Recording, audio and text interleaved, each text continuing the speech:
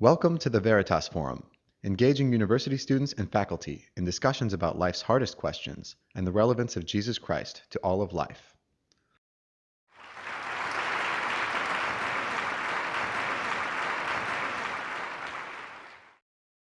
Well, thank you very much for the warmth of your welcome to Swarthmore. Your MC asked me a series of questions, and I think I owe it to you to try to answer them. So if he'd ask them again in the correct order, I'll try and answer them, but I'll take the one first. Have I ever been called John Lennon? I remember on one famous occasion I was booking a flight, and it was a crackling line, as sometimes happened. And the lady who was doing the reservation said, "What is your name?" So I said, "John Lennox." And there was a scream. Absolute silence for a while. And then a very trembling voice came on the line. "Did you say you were John Lennon?" I said, "No, actually I didn't." It's actually a relevant question to tonight, because John Lennon and I, if he lived, would be roughly the same age.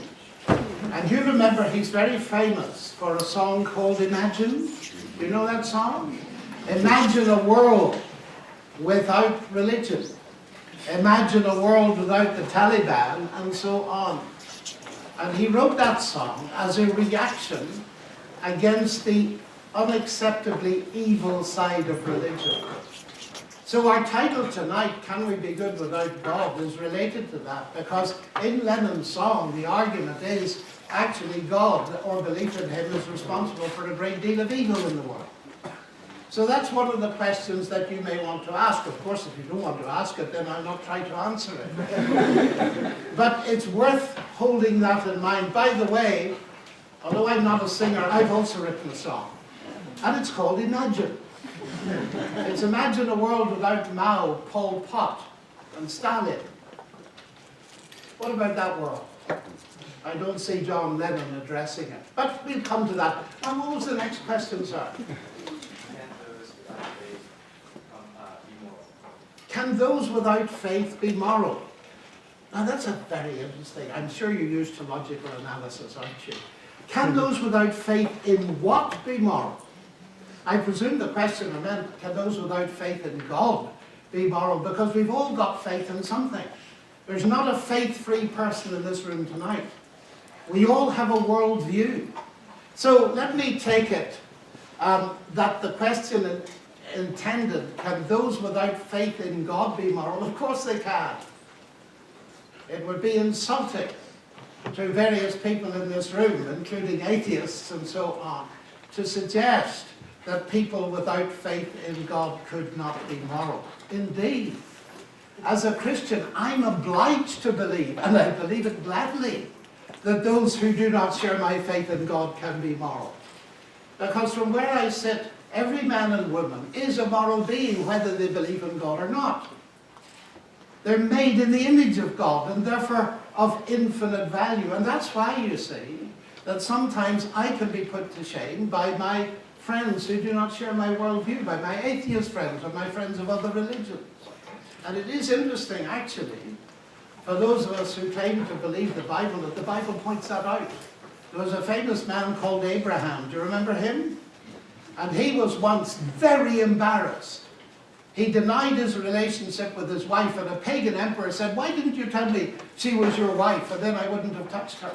In other words, his moral standard was higher than the man of faith in God. So the answer to that question is yes. And of course it then raises, what do we mean by our title? I'll come to that in a minute. What was the next question? If people without faith can be moral, then why do we need heavenly rewards? Oh, why do we need heavenly rewards? I see. Pie in the sky when we die for good behavior. Well, I think, ladies and gentlemen, we need to analyze the nature of reward. You see, if a person marries for money, we'd call them mercenary, wouldn't we? We wouldn't call them mercenary if they marry for love. Because love is the proper outflowing, the proper reward for it. And if we're thinking of reward in the former sense, then I would say no, but in the latter sense, The promise that there is an afterlife and a heaven where there will be rewards raises a very big question that if there isn't a heaven and there isn't an afterlife, what meaning do we actually give to morality itself? Now, I intend to look at that in the lecture. But there are two kinds of rewards. There's the mercenary kind, which we think are not appropriate to the thing we're talking about, and there are the others which we do believe are. And therefore, I feel that the rewards talked about by Christ, for instance, he promised those who served him that they would be given the opportunity to serve him even more.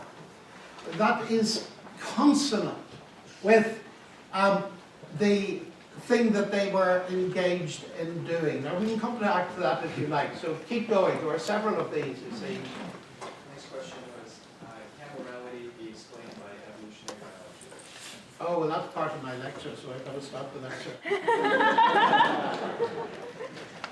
The claim that God is unnecessary for morality has to do not with the question, can people who don't believe in God be good? We've settled that. It's obvious they can be good.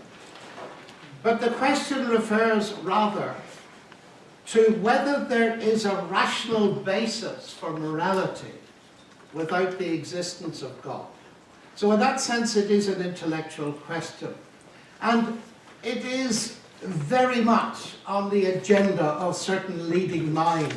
Peter Singer of Princeton, for instance, whom I debated a while back on the existence of God, he says this: look, we can no longer base our ethics on the idea that human beings are a special form of creation, made in the image of God, singled out from all other animals and alone possessing an immortal soul. Why should we believe that the mere fact that a being is a member of the species Homo sapiens endows its life with some unique, almost infinite value? So there's a head-on challenge to my initial claim that human beings are made in the image of God, and that lies at the root of our value system. And Singer's former student, who's now professor at my University of Oxford, Julian Savulescu, says, I believe God's existence is irrelevant. What matters is ethical behavior. Now, for millennia, the question of the relationship between goodness and God has been thought about. And perhaps the most famous occasion is Socrates, who is my intellectual hero, actually, because he taught us the value and the danger of asking questions. And you know that Socrates was forced to commit suicide because the Athenian parliament argued that he'd corrupted the minds of the Athenian youth. Actually, what he'd done was to teach the young people to ask questions their parents couldn't answer, and they got mad. So Socrates is a great hero of mine, and in Plato's story, The Euthyphro, Socrates asks this aforementioned Euthyphro, who was, interestingly, a state lawyer at Athens, and he was on his way to court to prosecute his own father. And Socrates said to him, by the way, Euthyphro, just before you go into court, old chap, tell me, he said, this idea of good, is something good because God wills it, do you think? Because if it is so, then good is a standard outside God. And where does it come from? Or do you believe that God commands it because God wills it, then it is good because of it? That is what you believe. Then God could will evil and call it good. So what is it, Euthyphro? And the amount of stuff that's been written on the Euthyphro problem, so-called, is immense. It's very interesting to read some of the arguments. Now, I'm not going to turn this into a seminar in philosophy. I'm just going to go straight to the heart of the problem. Because Euthyphro presents us with two horns of a dilemma. But I think the argument put forward by people like Matt Slick is pointing us in the right direction. He says it's a false dichotomy. That is, it proposes only two options when another is possible. And the third option is that good is based on God's essential character. And I think the solution lies in that direction, because I suspect that the false dichotomy lies in a confusion between God's will and his character. Both his will and his character are within God. And God wills it because it's good, but it's good because it is within God. And as far as I know, no one has ever got behind that. Well, certainly, whatever view you take on it, we're not going to solve it tonight. And the interesting thing is that for centuries, people have developed very sophisticated ethical thinking in spite of it. So I just suggest that it's to do with the nature and character of God, which are not to be divorced from his will. Now, our topic, can we be good without God, often echoes a famous statement attributed to Fyodor Dostoevsky. Jeśli Boga nie, to i wszystko pozwolę. If God does not exist, everything is permissible, which appears in the mouth of Ivan Karamazov in the famous novel The Brothers Karamazov. Now, it's very clear that Dostoevsky was not arguing that atheists were incapable of moral behavior. Of course not, as we've mentioned.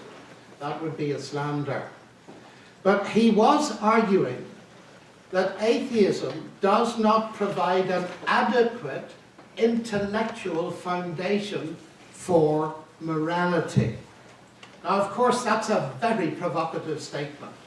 And you'll find that my colleague Richard Dawkins will disagree, not surprisingly, citing the work of Mark Hauser and others who make the suggestion, an interesting one, that morality is hardwired into human nature, very much as language appears to be, at least as far as Noam Chomsky is concerned.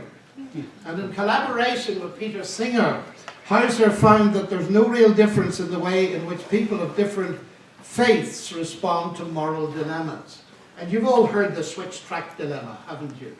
That the train is coming down a track and you're standing at the points, and the track that way, there's an old farmer with a donkey who's got stuck, and he's on the track. On the other track, this way, there's a busload of 150 children, and they're stuck on the track. And you must move it one way. There's no third option, and the train's hurtling towards you. What do you do? And the vast majority of people give the answer that I suspect you would. You save the children, and you let the old man be killed. So there they argue, you see, you don't need to have God in the scene to make that decision. And of course you don't, because I think they're right that the morality is hardwired, and that therefore we are moral beings. The God question comes in at the level of why is it that we all find ourselves to have a roughly identical morality? There's a lot of talk, you see, in the world about different moralities and different ethical systems. But one of the most striking facts that's been pointed out many times is that when you've made all those points, there is a core of morality common to every human being on earth. The golden rule, for instance, do unto others as you would they did to you, is found in every religion, every philosophy, every worldview that I've ever encountered. Every single one without exception, including Roman pagan religion and contemporary British humanism. Now, to me, that is not evidence for the absence of a moral God. It's evidence for his presence, because it's exactly what you'd logically expect if God created human beings with an inbuilt moral compass. Of course, we can distort the concept, and we can sear it, and we can suppress it. But the odd thing is that Christianity actually supports the finding of Hauser's research, but brings God straight into the equation. Now, this idea was presented long before Mark Hauser by C.S. Lewis in an absolutely brilliant book, which, if you're interested in morality, you ought to read. It's quite a short book. It's called The Abolition of Man, and it was written in the 1940s. And he's got an appendix where he discusses the significance of this universal core of moral principles around the world. You see, it's interesting. You've probably observed it even in Swarthmore, where I am sure everybody behaves absolutely wonderfully towards each other. But you might just occasionally notice people saying to one another, that isn't fair. You shouldn't have done that. And that kind of thing, where someone accuses someone else, or someone says, well, actually, I didn't mean it. You misunderstood me. And so they're now accusing and excusing. What does that process show? It shows that the two people involved actually, whether unconsciously or not, subscribe to a standard that's external to both. Because if you say to me, you shouldn't do that, you are implying that I should share your standard of what is right and what is wrong. Am I right? Now that's one of the things that, interestingly enough, is picked up by that brilliant early Christian apostle, St. Paul, as he's pointing out a moral argument for the existence of God. He says, look, that process which we all go through points towards a standard that's outside all of us. That is, it's transcendent. And in that way, it is very consistent with the idea that there is a God. Now, the question is, arguments from morality to God have been accepted by leading atheists. I'd like to make that point before I proceed. You see, most of us believe not only in moral standards that we roughly share, we actually believe in certain absolute moral standards. Is there anybody in this room that would suggest for a moment that torturing infants was right? I suspect not. We believe in absolute moral standards. And so, you see, J.L. Mackie in Oxford, who was a famous atheist philosopher, said this. He said, if there are objective values, and there's one I would suggest to you, they make the existence of a God more probable than it would have been without them. Thus, he goes on, we have a defensible argument from morality to the existence of God. Now let's suppose we reject the existence of God, as is very popular today, because in much of academia around the world, the default worldview is atheistic. Where do we get morality from if we keep God out of the picture? One thing that's becoming increasingly obvious, and I hope to demonstrate it, is that it's very difficult to get a base for morality in science, as being attempted on all sides. In 1930, Albert Einstein in Berlin said, you are right in speaking of the moral foundations of science, but you cannot turn round and speak of the scientific foundations of morality. Every attempt to reduce ethics, he said, to scientific formulae must fail. And Richard Feynman, the American brilliant Nobel Prize-winning physicist, shared that view and said ethical values lie outside the scientific realm. Now, in the past, interestingly, Richard Dawkins has written, it's pretty hard to defend absolute morals on anything other than religious grounds. He also admitted, and please note the past tense, that you cannot get ethics from science. I quote, science has no methods for deciding what is ethical.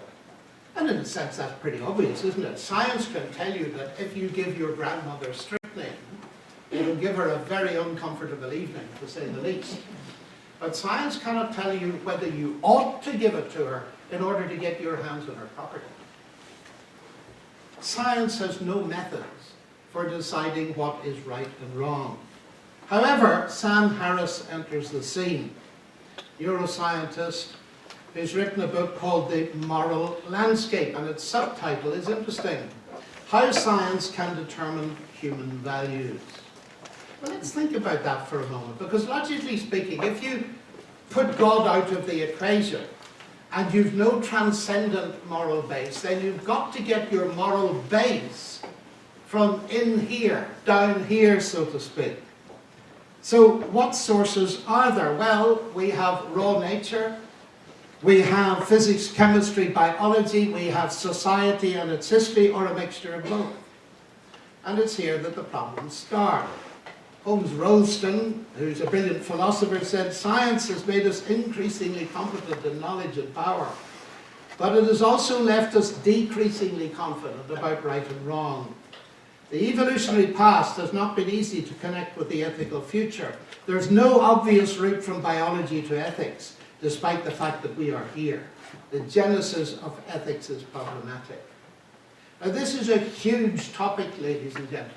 It would demand a lecture course at this distinguished university. So I'm going to just hop, skip, and jump through a few of the arguments, and then we'll open it up for your questions.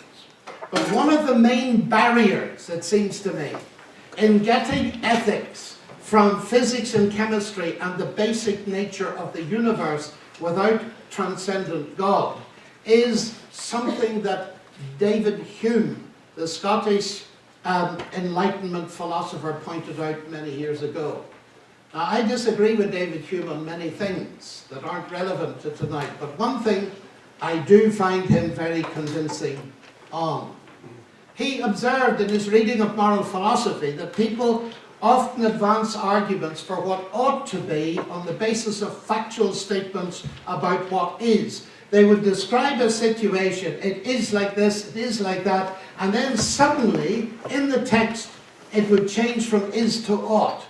And Hume says you cannot make the move from is to ought. You cannot get the imperative from the indicative. Now that's a very important observation. C.S. Lewis picked it up in several of his works.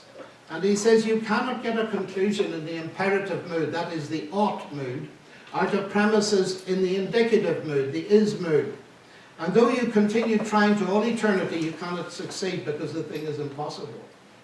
Now, it's important to say that Harris is right in suggesting that science can help us make ethical judgments. For instance, knowing how much pain animals actually feel can help shape judgments on animal testing, and rightly so. But of course the judgment is made on the basis of a prior moral conviction that pain and misery is a bad thing. Sam Harris seems to me to fail to see this, and I've written a fairly detailed critique of his work in my recent book, Gunning for God, and I can't go into all the details here. I simply want to point out that Sam Harris has come under fierce criticism from atheist writers for not having proved his case. P.Z. Myers, who's a very well-known atheist, writes, "I don't think Harris's criterion that we can use science to justify maximizing the well-being of individuals is valid." And in fact, when you investigate Harris's claims, you discover that what he does is smuggle the morality in at the start. He says you simply must stand somewhere. I am arguing that in the moral sphere it is safe to begin with the premise that it's good to avoid behaving in such a way as to produce the worst possible misery for everyone. So he begins with a moral conviction and then brings his science to bear in deciding whether a given situation conforms to it. But that is not getting your morality from the science. That's assuming the morality to start with and then using the science to analyze it, which of course is not what he's claiming in his book. So it seems to me that he too has failed to answer Hume's objection. Attempts to get over this barrier, it's called the is to ought barrier.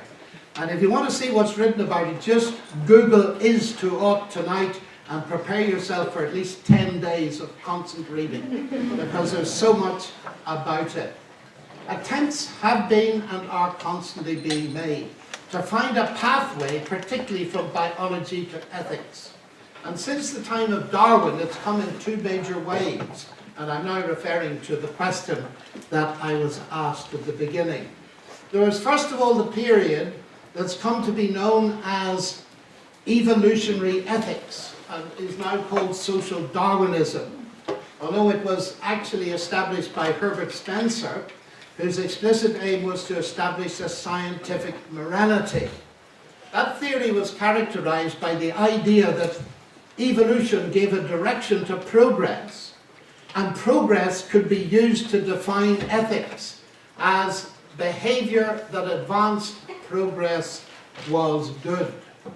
The second wave, first of all, sociobiology, associated with the name of the distinguished expert E.O. Wilson in the United States, which then mutated into evolutionary psychology, started in the middle of the last century with the molecular biological revolution, and led to serious thinkers wondering, how can we relate what we've now discovered in molecular biology to the construction of ethics? So just a few words about social Darwinism. Michael Ruse is one of the experts on these things. He's an atheist, actually. I enjoy reading him.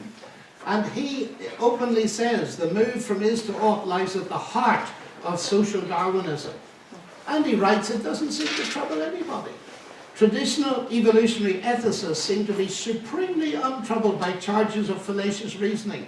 They're even inclined to agree that the move is fallacious, save only in this one case. And the contemporary attitude is much more mixed. E.O. Wilson champions moral progress, and other atheists, like the philosopher John Gray, say that it's Wilson's very Darwinism that proves that social progress is a fantasy. And of course, you are aware, I'm sure, that one of the reasons for a nervousness with respect to social Darwinism is what has happened historically when it was applied to human societies. You see, Alfred Russel Wallace, co-discoverer with Darwin of the principle of natural selection, was one of the first to discuss the social implications of the idea. In 1864 he wrote, "Selection will cause rationality and altruism to spread, a process that will lead to utopia, but in the course of which," now listen carefully to this, "in the course of which savage man would inevitably disappear in encounters with Europeans, whose superior intellectual, moral and physical qualities make them prevail in the struggle for existence and to increase at his expense." How about that for political correctness? Darwin too, and not many people are not aware of this, because he didn't do it in The Origin of the Species. In a later book, The Descent of Man and Selection, in relation to sex, he drew social and ethical implications from the two principles of the struggle for survival and the survival of the fittest. And he said at some future period, not very distant, as measured by the centuries, the civilized races of man will almost certainly exterminate and replace the savage races throughout the world. The more civilized so-called Caucasian races have beaten the Turkish hollow in the struggle for existence. Looking to the world at no very distant date, what an endless number of lower races will have been eliminated by the higher civilized races throughout the world. Politically correct? I don't think so. And you see, it goes without saying, ladies and gentlemen, that these notions of social Darwinism led to eugenics, and they led to the gas chambers. But it wasn't only Germany that embraced the ideas. The United States and Britain had programs for eugenics in the early 20th century. And therefore, it's not surprising that people judge ideas by their consequences. I'm sure you've all heard this statement, ideas have consequences. Now here's one of the awful historical consequences of attempting to base morality on biology. Indeed, it ought to be obvious to us, actually. Just take, very simply and superficially, Darwin was a kindly old man with a big beard, wasn't he?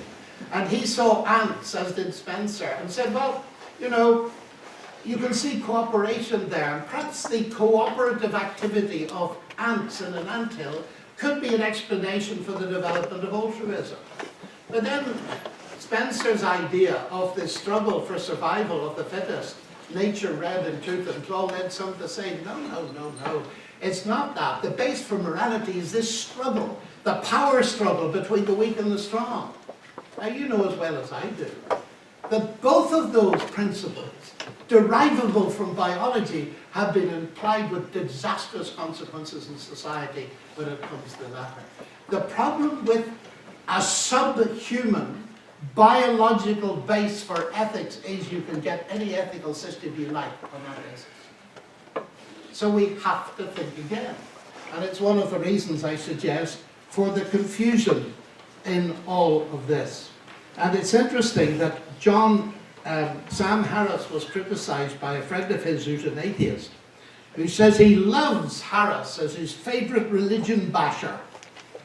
But he says, my most serious objection to Harris's thesis stems from my knowledge of past attempts to create what he calls a science of human flourishing.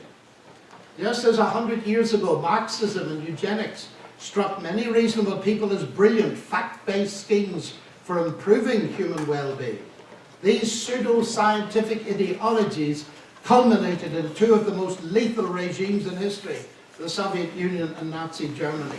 I therefore fear, writes atheist John Horgan in the Globe and Mail, I fear the practical consequences of a scientific movement to derive a universal morality. So that brings us to the next wave. Although the first wave hasn't gone completely away, which was ushered in by the discovery by Crick and Watson of the structure of DNA. And it was very soon after that that Francis Crick notably and Jacques Monod, a Nobel Prize-winning biologist in France, were indicating the ethical implications of this new understanding. Monod wrote this: one of the great problems of philosophy is the relationship between the realm of knowledge and the realm of values. Knowledge is what is, and values are what ought to be. I would say that all traditional philosophies up to and including communism have tried to derive the ought from the is. Here's the problem again. This is impossible. If it is true that there's no purpose in the universe, that man is a pure accident, you cannot derive any ought from is. Please notice the assumption. If there is no purpose in the universe, it's evident that there's no personal creator responsible for the universe.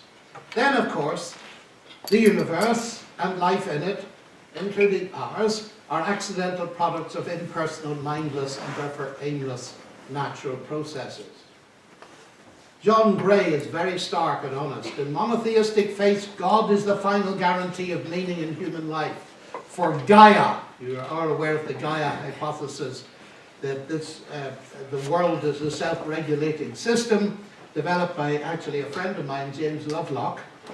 For Gaia, he says, human life has no more meaning than the life of slime mold. He's not right, of course, because Gaia is the idea that the earth self-regulating is perfectly consistent with a belief in God. But what he means that for his atheistic philosophy, human life has no more significance than the life of slime mold, a humble bacterium. Singer is the same. Life as a whole had no meaning. Life began, as the best available theories tell us, in a chance combination of molecules. It then evolved through random mutations and natural selection. All this just happened. It did not happen for any purpose.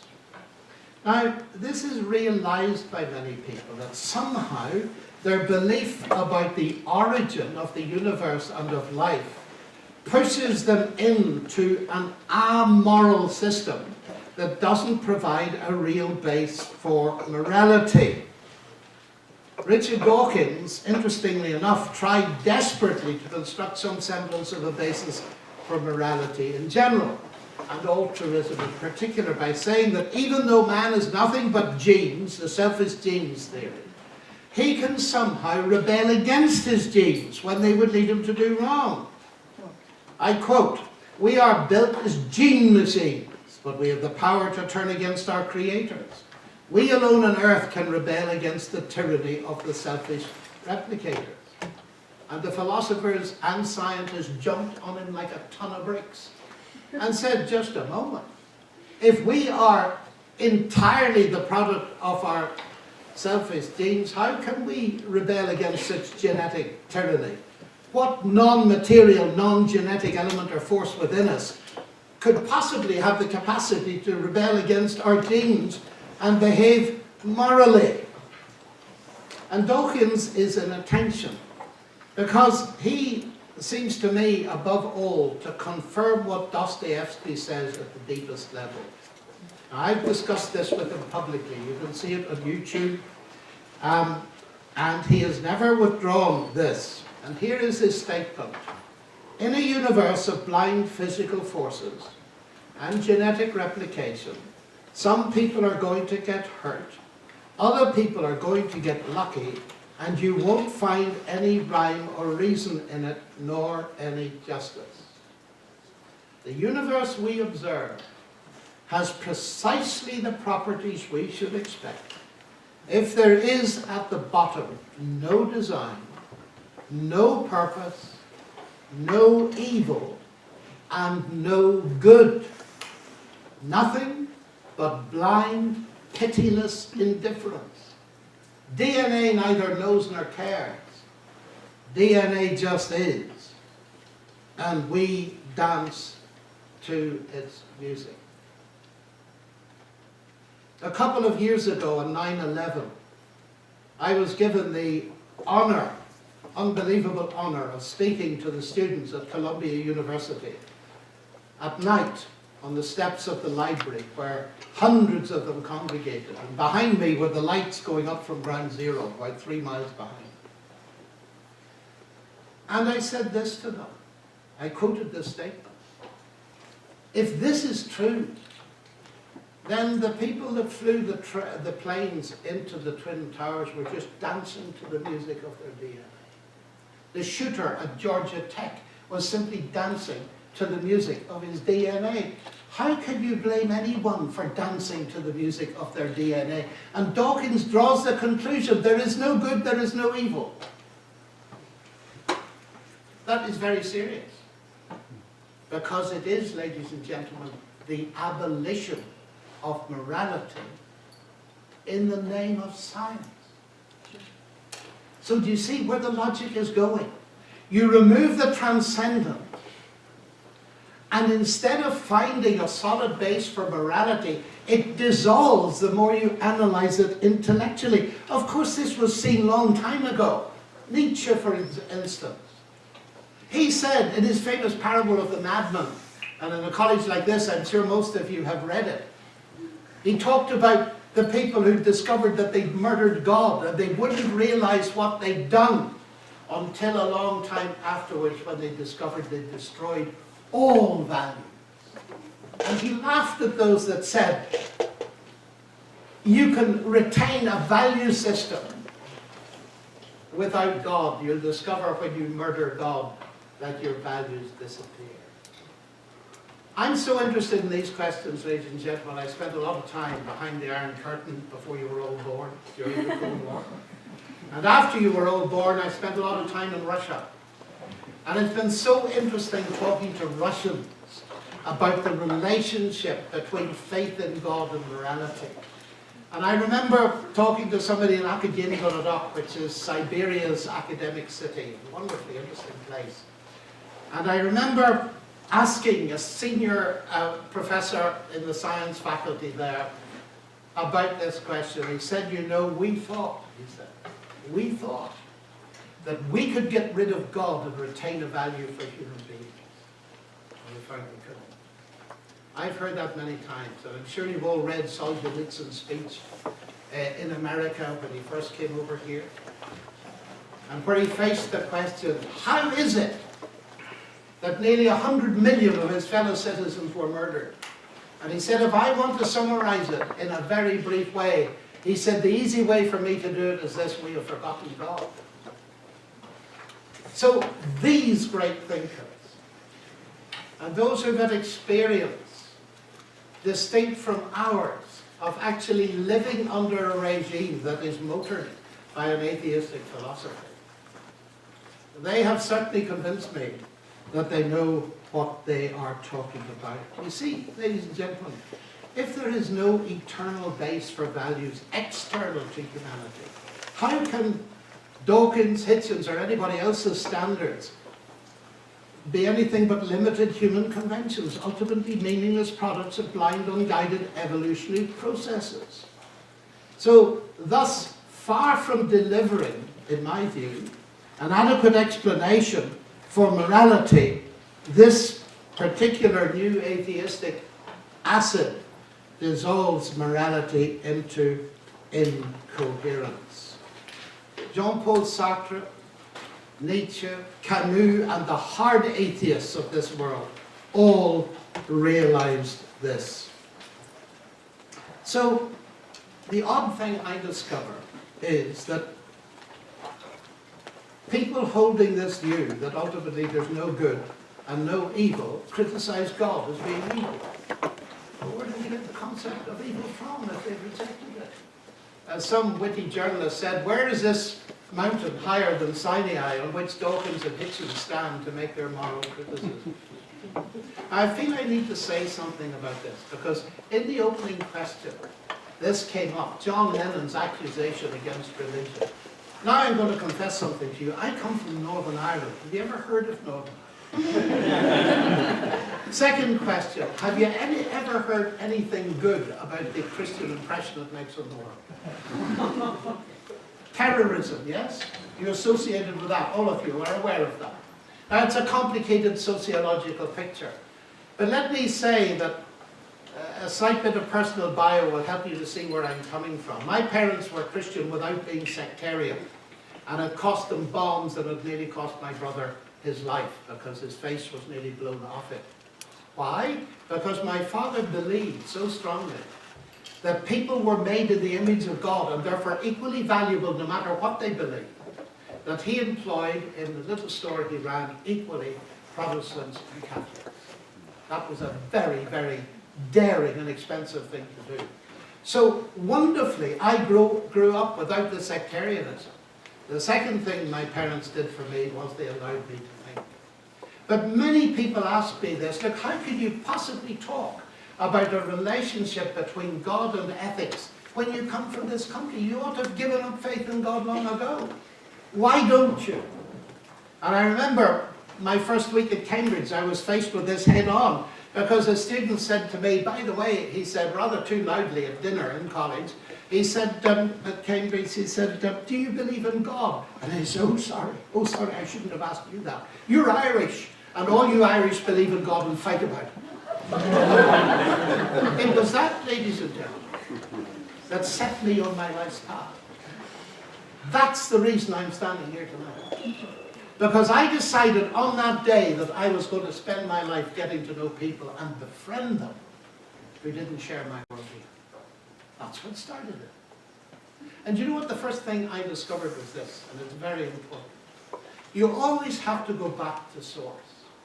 And when people ask me, and I'm going to be very straight with you tonight, what do you make of Northern Ireland and all that mess? Surely it's one of the strongest arguments, as Christopher Hitchens put it to me, one of the strongest arguments against abolishing God. And okay, we may not be able to do a good shift at getting morality from science, but it's better than bringing God into it. Well, what I say is, I'm utterly ashamed of it. Utterly ashamed.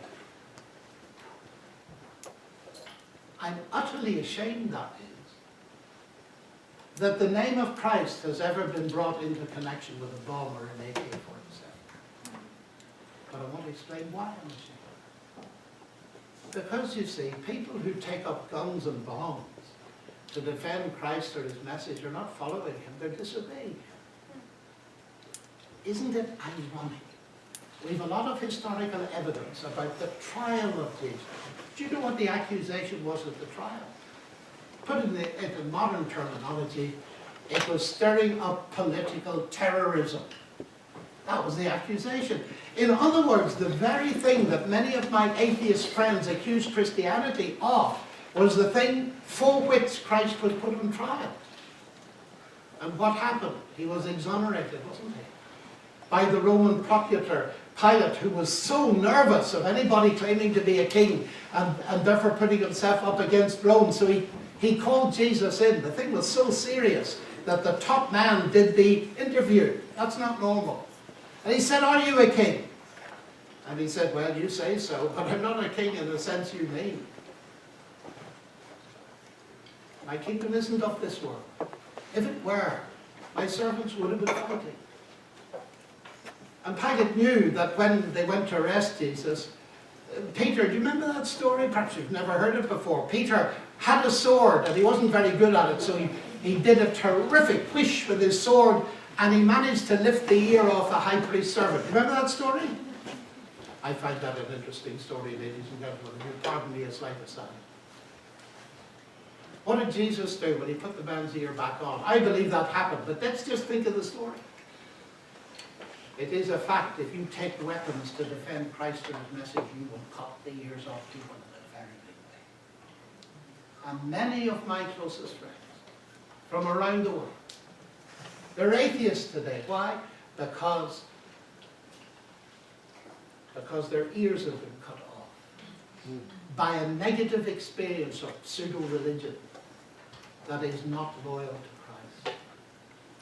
I repeat it. People that take up swords to defend Christ and his message are not following him. They're disobeying him. In other words, they're not Christian. And then Christ went on to say this, and that clinched it for Pilate. He knew he wasn't guilty. My kingdom is not of this world, otherwise my servants would have been fighting. But then he said, to this end was I born. And to this end I came into the world, that I should bear witness to the truth.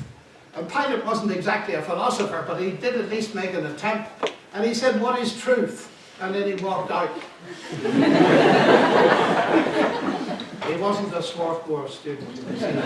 He walked out and he said to them, I find no guilt in this man. Why was that? Well, didn't he know as well as you do that the one thing you cannot do with force and violence is impose truth? Especially if it's truth about how we can receive God's forgiveness and how we can have a relationship with God. You can't impose that kind of truth by force, by definition. And so, ladies and gentlemen, I think you have to study the historical background. You see, the sad thing, and I had to agree with Christopher when he announced all these awful things in the name of religion. I said, Christopher, I agree with you entirely. This is the unacceptable side of it. But now what have the people done who took Jesus seriously? Have they done anything good? And of course, now the record is colossal. Your institution has a Christian foundation, as have many of the major institutions in the world. We owe to Christianity our legal system in the West, our justice system, our concepts of human rights. They've all come flowing. Notions of social justice come from the Judeo-Christian ethic. Thomas Jefferson, who found he couldn't say he couldn't find an orthodox Christianity one redeeming feature. He said this, God who gave us life gave us liberty. Can the liberties of a nation be secure when we have removed a conviction that these liberties are the gift of God? And today, Jürgen Habermas, who is reckoned to be one of the leading continental intellectuals, he's an atheist. Listen to what he says. He says this, universalistic egalitarianism, from which sprang the ideals of freedom and a collective life and solidarity, the autonomous conduct of life and emancipation, the individual morality of conscience, human rights and democracy, is the direct legacy of the Judaic ethic of justice and the Christian ethic of love. This legacy, now this is an atheist writer, one of the world's leading intellectuals. This legacy, substantially unchanged, has been the object of continual critical appropriation and reinterpretation. To this day, there is no alternative to it. We continue to draw on the substance of this heritage. And then he adds a stunning statement. Everything else is just idle, post-modern talk. The abolition of slavery, said Simon Schama, also an atheist. Realistically, it is unlikely that the propagation of Enlightenment views of humanity would have swayed millions of 19th century white Americans against slavery.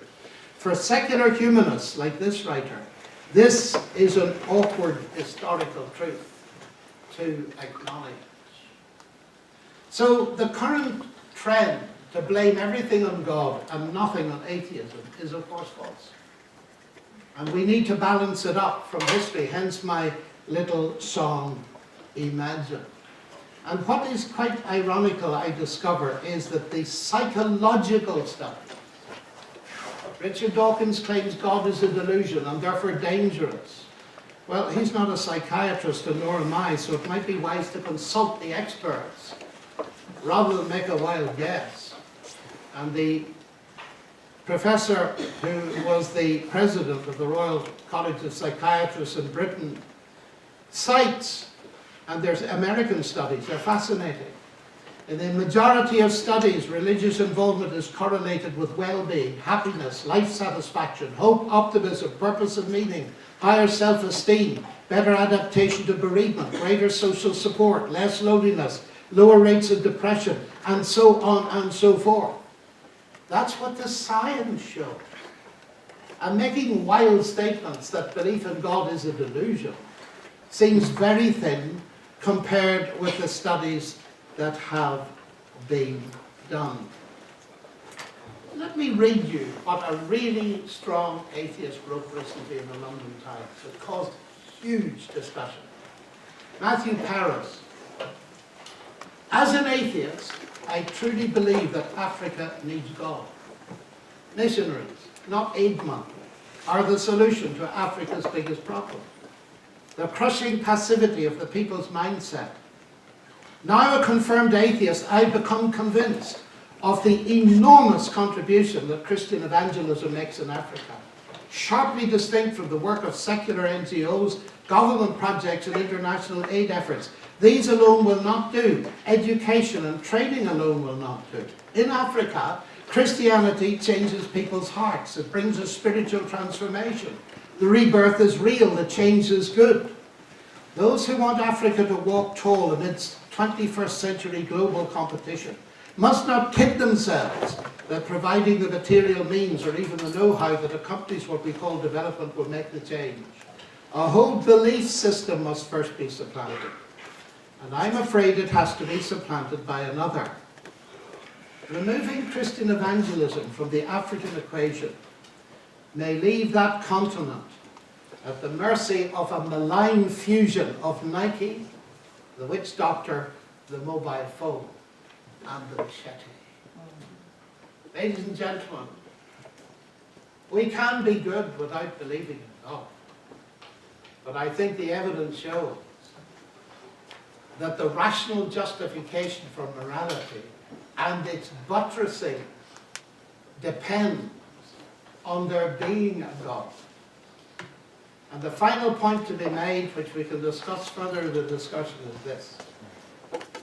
Most people that I meet in life are passionately concerned with justice. We believe in justice. We love to see justice. But you see, to be realistic, we live in a very favoured part of the West. You and I are privileged beyond to have been given what we've been given, the education and so on. The vast majority of people, you know this as well as I do, will never see justice in this life. Now, if you deny the existence of God, that means they will never see justice, full stop. There is no good, no evil. Remember what Dawkins said? No justice. It's because I believe in God, ladies and gentlemen, that I believe that terrorists will not ultimately get away.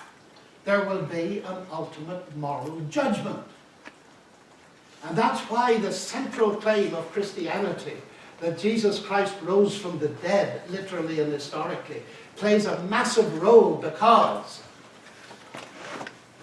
it corroborates the claim that he is to be the final judge. And that gives us renewed basis for striving for justice, because we know in our hearts that our consciences and our concept of justice are not simply a moral illusion. Thank you very much.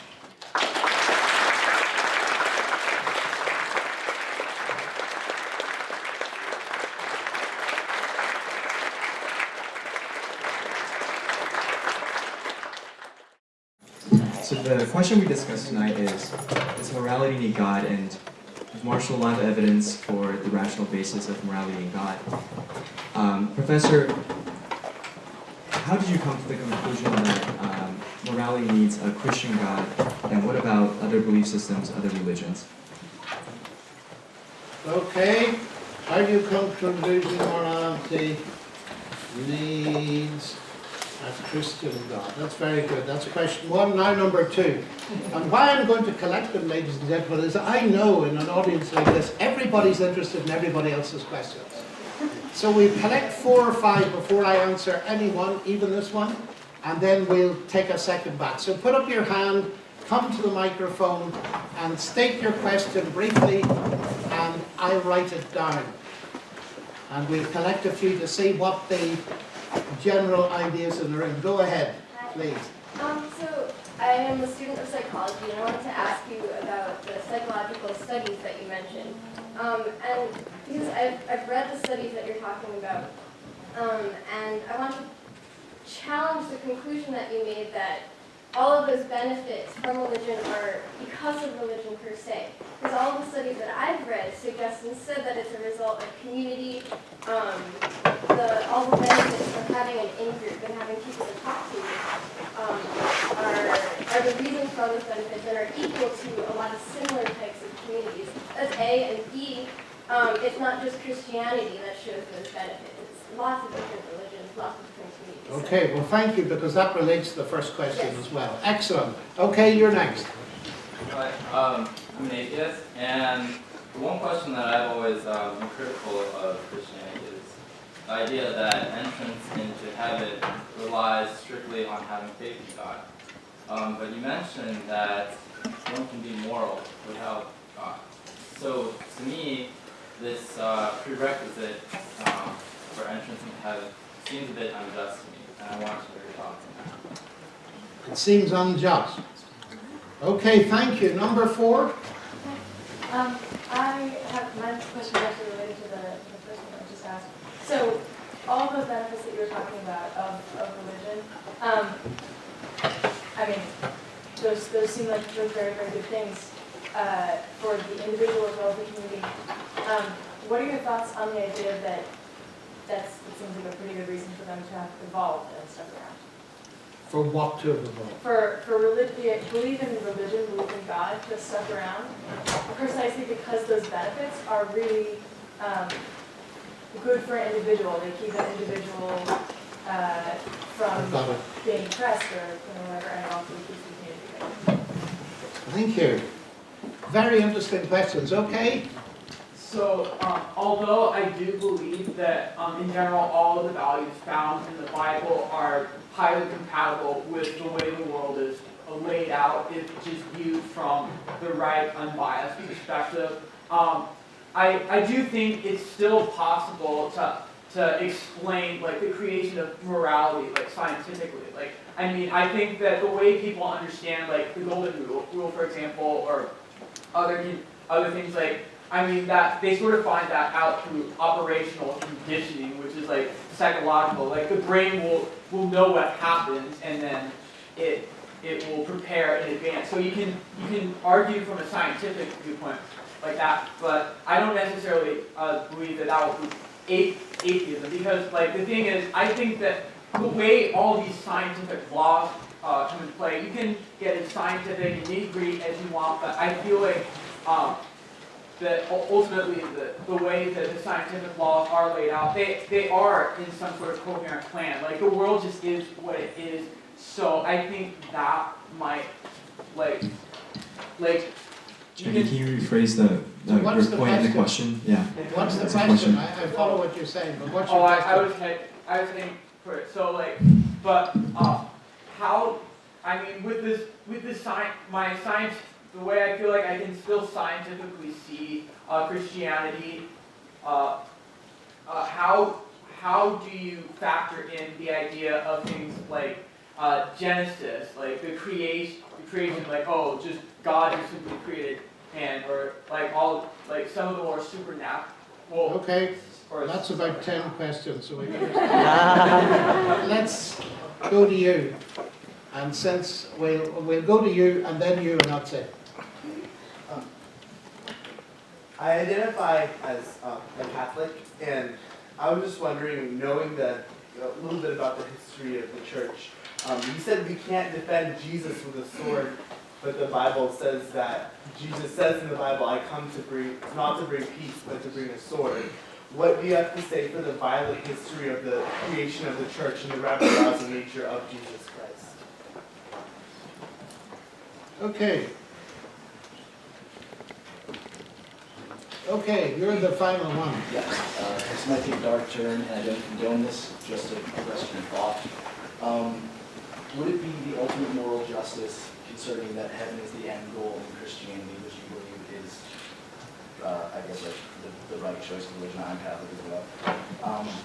For a person to essentially sacrifice themselves in morality and put it on lines of the children's worship college, have a child, be baptized, absolve religious sin, and then go on to gain immediate access to heaven. I don't condone that. I ought to note that he doesn't condone that. All safe. So what is the question? Would that be considered the ultimate moral sacrifice from a human who has grown up perspective, in that you can absolve original sin for a child and murder them, taking away the possibility that they don't warrant eternal damage? Okay, thank you very much. Now we see a spectrum of questions. So now this is a Q&A, ladies and gentlemen. That means it's totally unsatisfactory. You realize that, don't you? Because most of these questions would demand a full lecture. And they're serious questions. So all I can do is give my brief approach, but then you can do the fun of really doing the hard work and finding out. So I'll start your thinking process, I hope, and we'll see how we go. So, the second question was about the psychology and the argument that it's not directly due to religion, but the benefits of the community, and secondly, that it doesn't only apply to Christianity. And the quote I read establishes your second point immediately. It says, the advantageous effect of religious belief. But of course, those same studies, and I recommend to you the book by Andrew Sims, who is the president of the Royal College of Psychologists.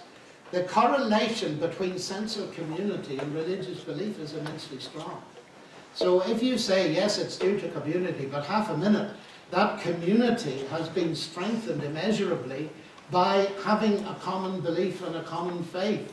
So it's a bit like saying which of the two wings of an eagle is necessary to fly. I think you need both. So I'm not disputing the argument, but this is a meta-study, a study of studies in the American Journal of Health, and it certainly says this. So, and Sims backs it up. But your point is substantive, but it doesn't seem to me to contradict the first thing. Now, belief in God, surely we can explain that scientifically because the benefits appear to be good, and that leads you to an evolutionary solution of it. Well, half a minute.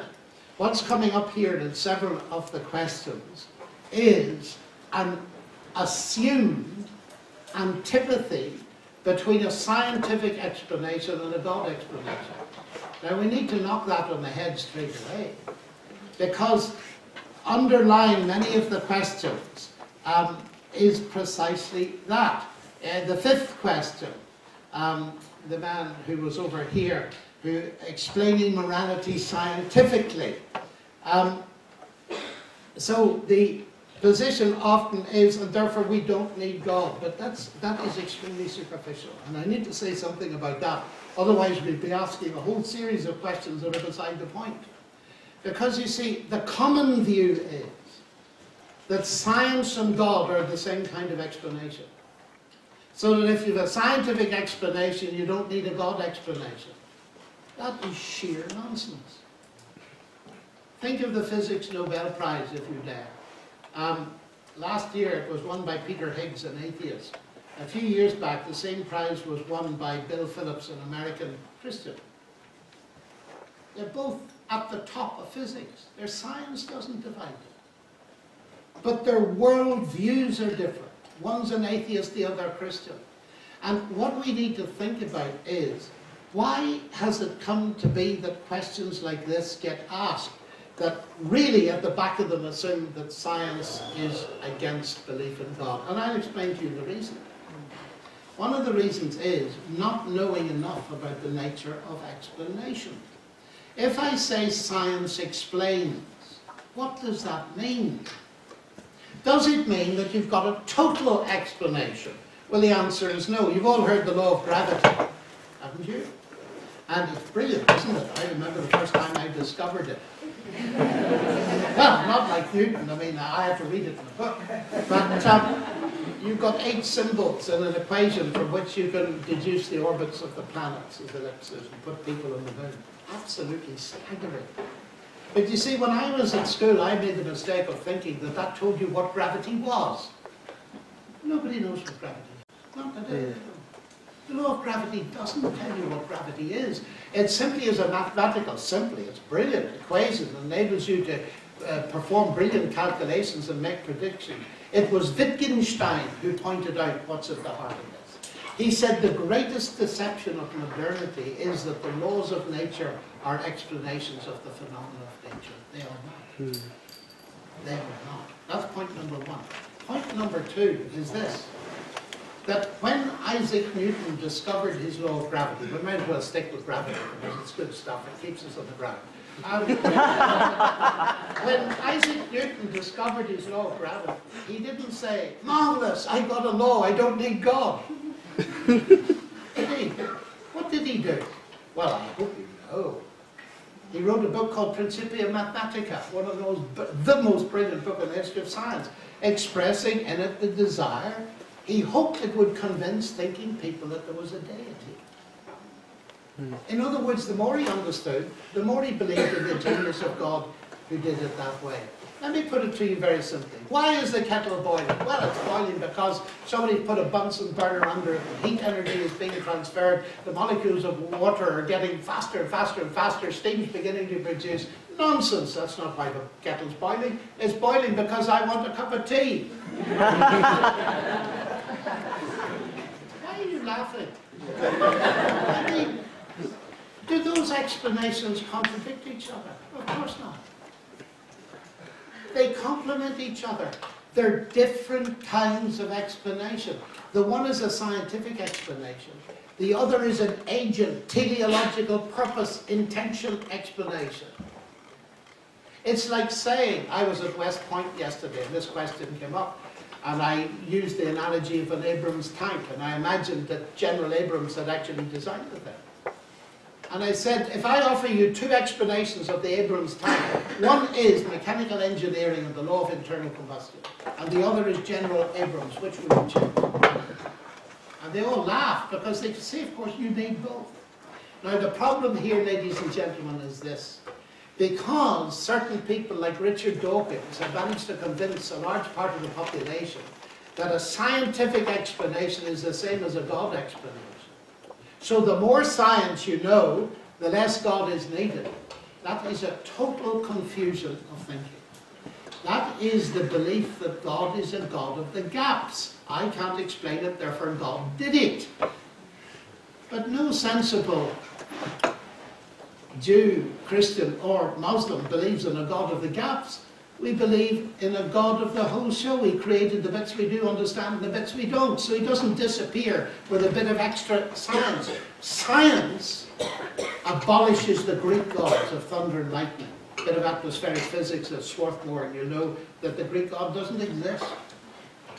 But the God of the creation who created it and upholds it was not one of the Greek gods. He's the creator of the whole thing. So what am I saying here? I'm saying because we can isolate certain things in biology, psychology, and we say that explains that. For instance, there's a correlation between chemicals flowing in my brain, what I'm saying to you now. And that's it. Of course it isn't it.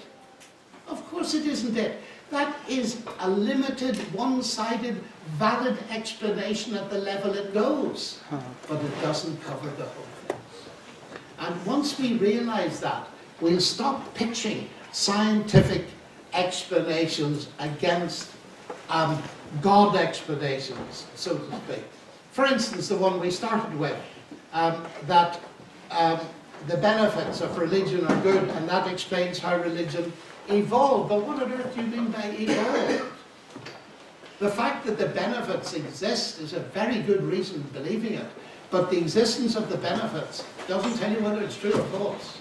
You'll have to decide that on other grounds, and that, of course, we have to go into in some detail. Now, let me rapidly go down.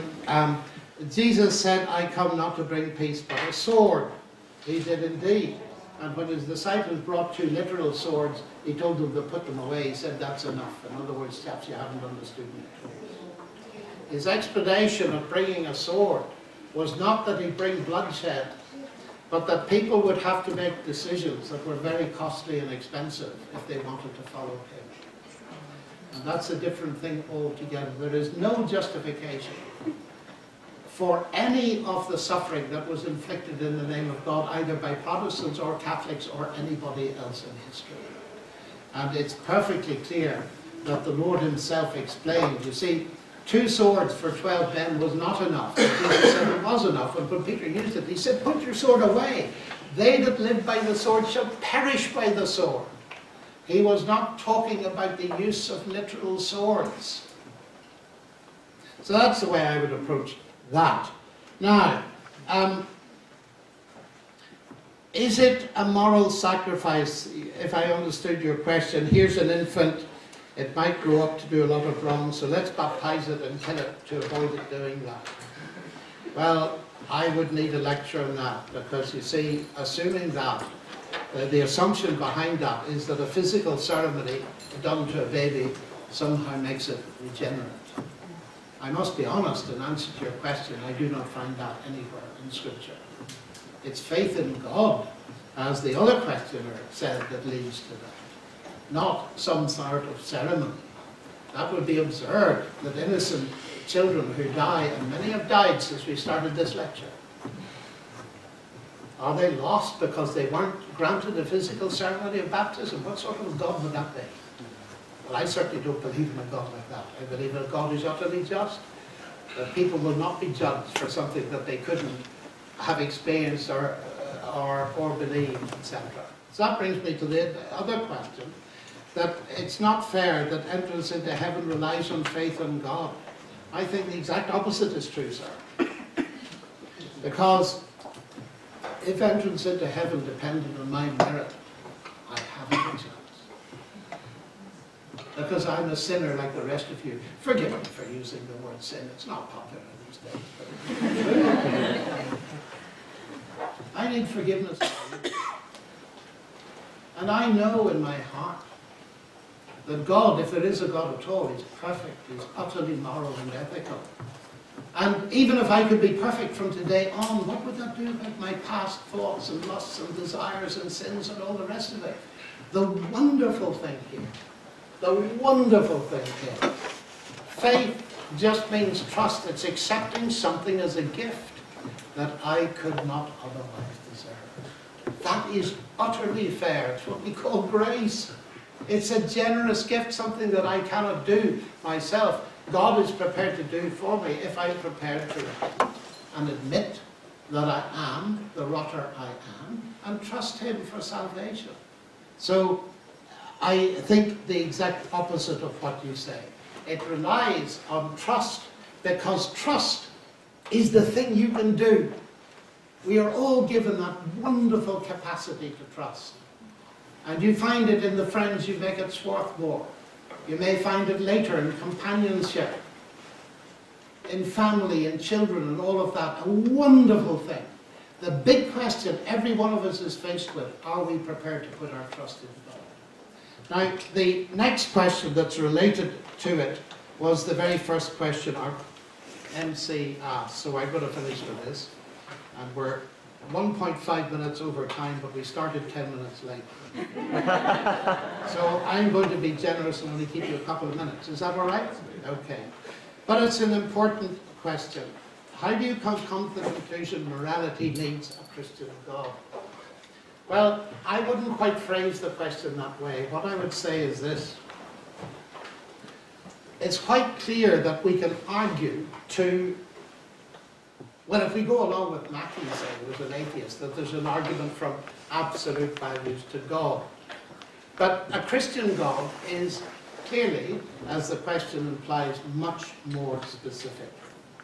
Now, for me, the question is not that I need the Christian God for morality. My question is Christianity the truth or not? It's a slightly different question, but it's precipitated by one of the central and staggering claims that Jesus made.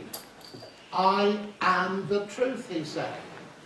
One of your friends came up to you after lectures tomorrow and said, excuse me, Jane, do you realize that I am the truth? I think you would be consulting our friend who's studying psychiatry. Psychology. It's a staggering claim. You see, Jesus didn't say, I say true things, although that was true. He said, I am the truth. That is, any chain of questionings, truth questionings, will ultimately end not with a theory, but a person. That's what he claims. And that's either true or it's false. If it's true, it is vast implications. Now, how do I decide the question is really what's at stake here? Now, this is a sensitive question. It's a personal question. If you're not interested in a personal answer, go to sleep for the next 3 minutes. Right? It's personal because I am aware that in this room there will be representatives of, well, let's restrict it for a moment because of time, of the three great monotheistic faiths. And I have friends in all of them. I have many Jewish friends, many Muslim friends, and many Christian friends. How can we talk about this thing? Well, I tell you how you can't talk about it. And that is by talking down to people. You see, where did we start this evening? We started with the basic biblical conviction that human beings are made in the image of God and of anything. That's fantastic. You realize that the universe is not made in the image of God. It shows His glory. It's not made in His image. You are. That means you're more valuable than the sun in the sky. You know that, of course, don't you? You know it's there. It doesn't know you're there. So I start this whole thing by regarding you, whatever you believe, as someone of infinite value made in the image of God. So I need to be very careful what I say. That's point number one. Secondly, when it comes to morality, we started with a very justifiable and correct question. Do you need to believe in God to be good? And my answer to that, as a Christian, is no, you do not. And thirdly, we saw that as we look around the various religions of the world, we find a common morality. So where are the differences, and do they matter? Well, let me give you, now here comes the personal bit. And it's simply this. There are two levels for me. I'm a scientist. I'm interested in evidence. I don't like committing myself to anything or anyone without having grounds. I'm the same. I'm sure the same. Evidence-based faith is the name of the game, both in science and in whatever worldview we have. So when you come to this question, at the objective level, historical level, my Jewish friends tell me that they believe that Jesus existed and that he died. So stop. My Muslim friends believe that he existed but that he didn't die. I believe he both died and rose again. Now, elementary logic tells you that all those three things can't be simultaneously true. So how would you decide them on the basis of history data? I know no other way. And so I've made my personal investigation of history and come to that conclusion. So that's one way of looking at it. It's not disparaging the morality of anybody else or their belief. It's simply saying that I know of no other way than following the evidence. But then there is something else. And it's this. Why the Christian God and morality? Well, ladies and gentlemen, because of the hardest question we face. The problem of suffering and evil, nobody's mentioned, which surprised me. that it didn't come up with the question? Because it's the hard problem, isn't it? Chile's just been hit by a tsunami. The natural evils of cancer, tsunamis, earthquakes.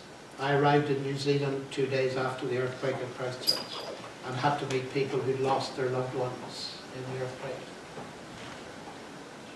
And that makes you face reality. What do we do with this problem?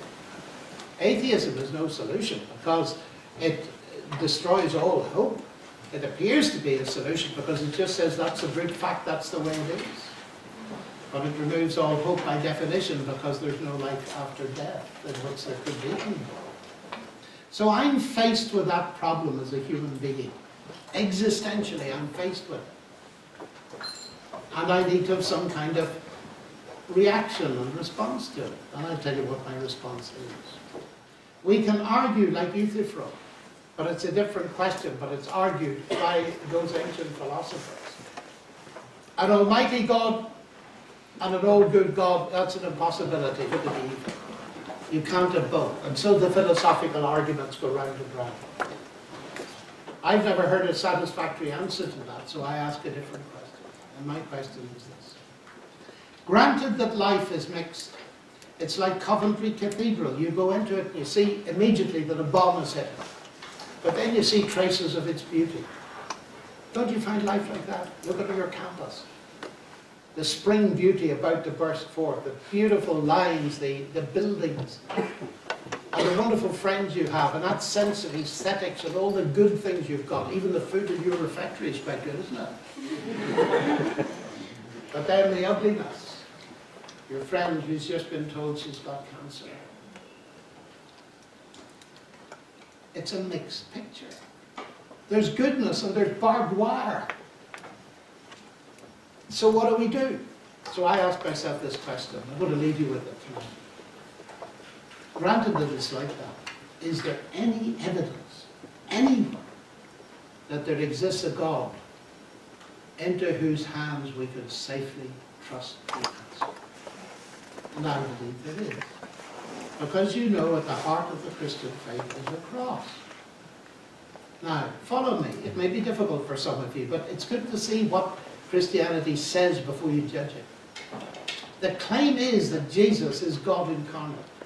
So, the question is, what is God doing on a cross?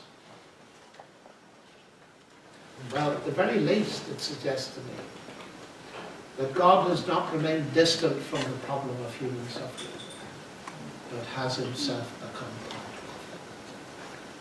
it. And ladies and gentlemen, I wouldn't sit here for 1 nanosecond if I didn't believe that ultimate justice was going to be done. And it's going to be done because the one who was on the cross and suffered and died rose again. He didn't stay on the cross. And that opens up a whole new world of possibilities. So that's how I begin to approach that. But it's time to stop, so thank you very much.